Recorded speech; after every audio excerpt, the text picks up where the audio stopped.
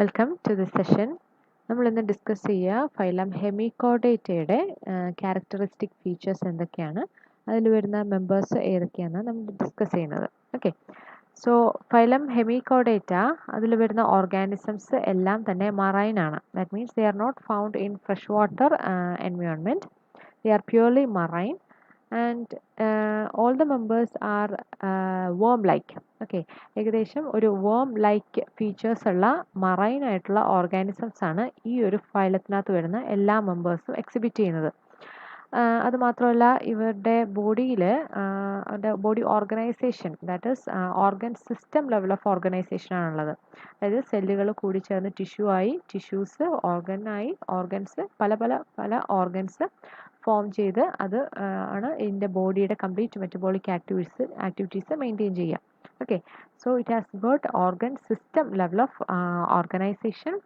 അതുമാത്രമല്ല ഈ ഓർഗാൻസിന് bilateral symmetry ആണുള്ളത്. അതായത് നമ്മൾ ഒരു പെർട്ടിക്കുലർ പ്ലെയിനിൽ നമ്മൾ ഈ ഒരു ഓർഗാൻസിനെ ഡിവൈഡ് ചെയ്ത് കഴിയുമ്പോഴേക്കും 2 ഈക്വൽ ഹാഫ്സ് നമുക്ക് കിട്ടും.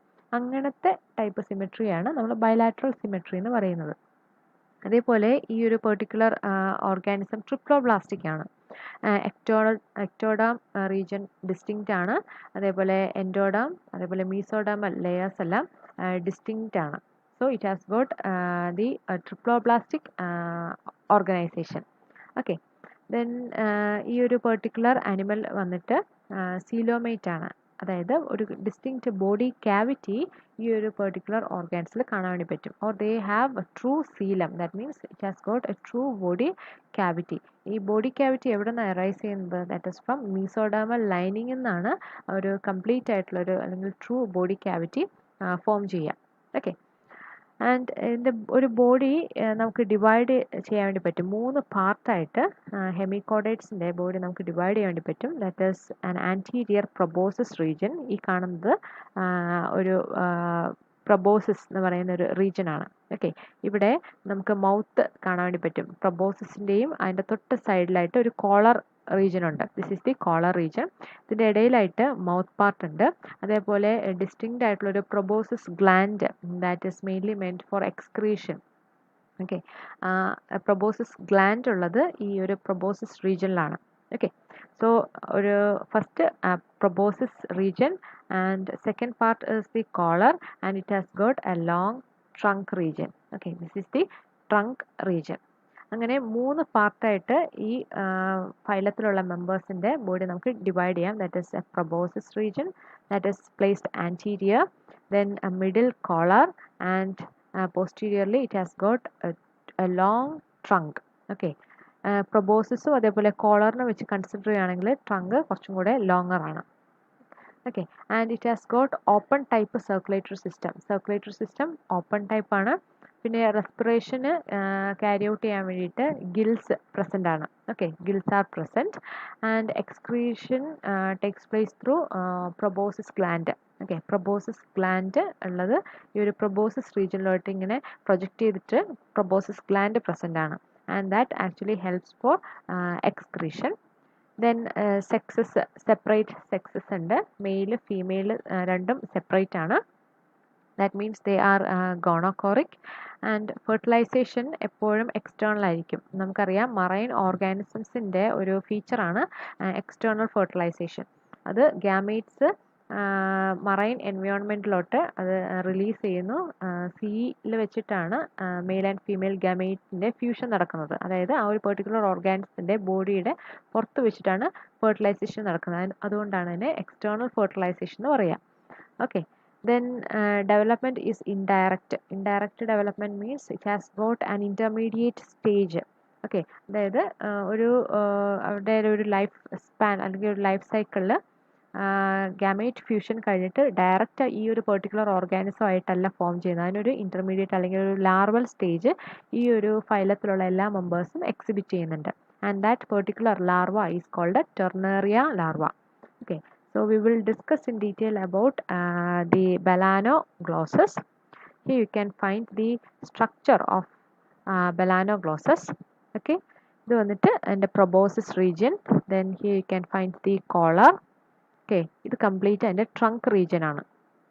ഓക്കെ, ഇതിൻ്റെ മൗത്ത് അതേപോലെ ഏനൽ പാർട്ട് അത് രണ്ട് സെപ്പറേറ്റ് റീജിയനിലാണ് അല്ലെങ്കിൽ ഓപ്പോസിറ്റ് സൈഡുകളിലാണുള്ളത്. മൗത്ത് കാണപ്പെടുന്നത് പ്രൊബോസിസിൻ്റെയും കോളറിൻ്റെയും ഇടയിലായിട്ട് മൗത്ത് പാർട്ട് ഉണ്ട്. അതുപോലെ ഏനസ് ട്രങ്കിൻ്റെ പോസ്റ്റീരിയർ ടിപ്പിൽ ഏനൽ റീജിയൻ നമുക്ക് കാണാൻ വേണ്ടി പറ്റും.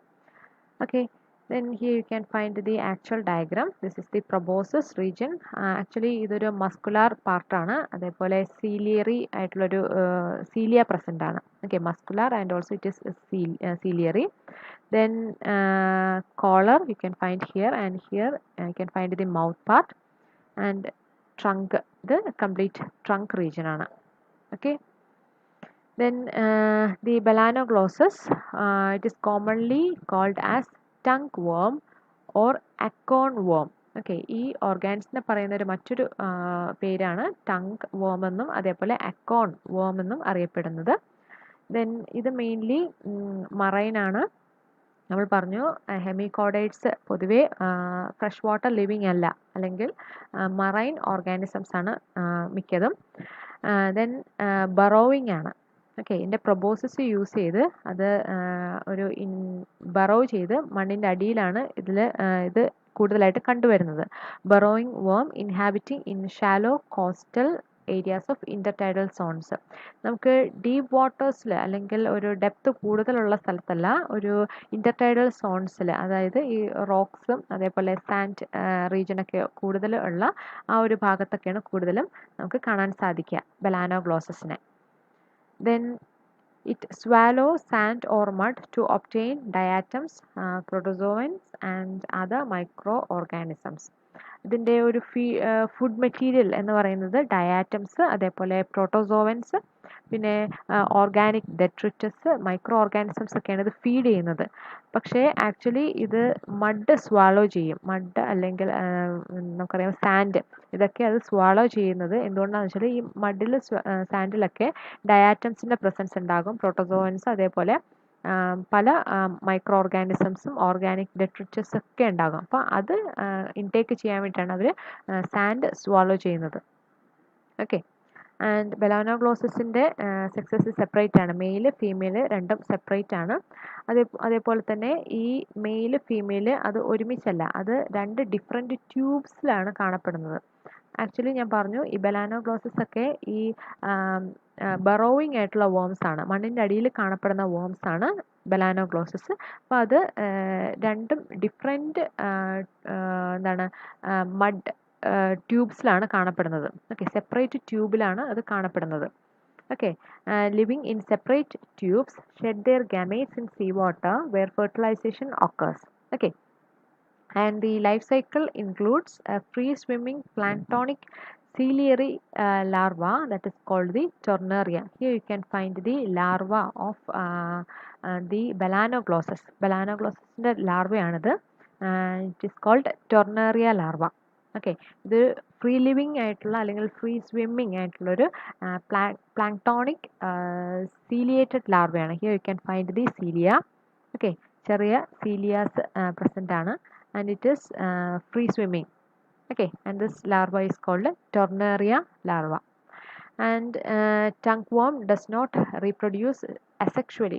അസെക്ഷുവൽ മോഡ് ഓഫ് റീപ്രൊഡക്ഷൻ അല്ല ഈ പെർട്ടിക്കുലർ ഓർഗാനിസം എക്സിബിറ്റ് ചെയ്യുന്നത്, അതിന് സെക്ഷുവൽ റീപ്രൊഡക്ഷൻ ആണ്. That means they produces the gamete, mail gamete female gamete produce ചെയ്യുന്നുണ്ട്. അത് സീ വാട്ടറിൽ അത് എത്തിക്കഴിയുമ്പോഴേക്കും പിന്നീട് അവിടെ വെച്ചിട്ടാണ് ഫ്യൂഷൻ നടക്കുന്നത്. അതുകൊണ്ടാണ് ഇതിനെ എക്സ്റ്റേണൽ ഫെർട്ടിലൈസേഷൻ എന്നൊക്കെ പറയുന്നത്. Okay, so tongue worm does not reproduce asexually, but its fragile body has considerable power of regeneration. That means ഏതെങ്കിലും ഒരു പെർട്ടിക്കുലർ സെക്ഷൻ എന്തെങ്കിലും ഒരു ഡാമേജ് പറ്റുകയോ അല്ലെങ്കിൽ ട്രങ്കിൻ്റെ പാർട്ട് എവിടെയെന്തെങ്കിലും മുറിഞ്ഞു പോവുക എന്തെങ്കിലും ചെയ്ത് കഴിഞ്ഞാൽ ആ ഒരു പെർട്ടിക്കുലർ ഭാഗത്തുനിന്ന് പുതിയ സ്ട്രക്ചേഴ്സ് ഫോം ചെയ്യും. ഓക്കെ, അതിനാണ് കപ്പാസിറ്റി ഓഫ് റീജനറേഷൻ എന്ന് പറയുന്നത്. Okay, so I hope this session is okay for you. Thank U.